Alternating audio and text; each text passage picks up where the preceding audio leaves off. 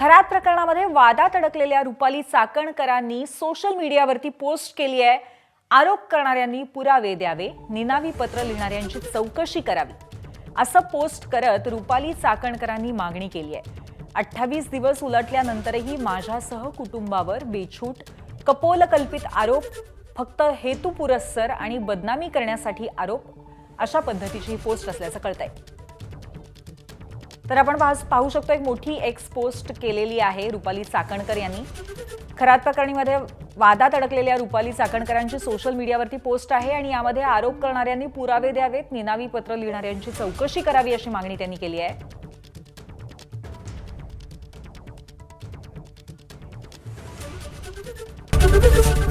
ABP माझा, उघडा डोळे बघा नीट।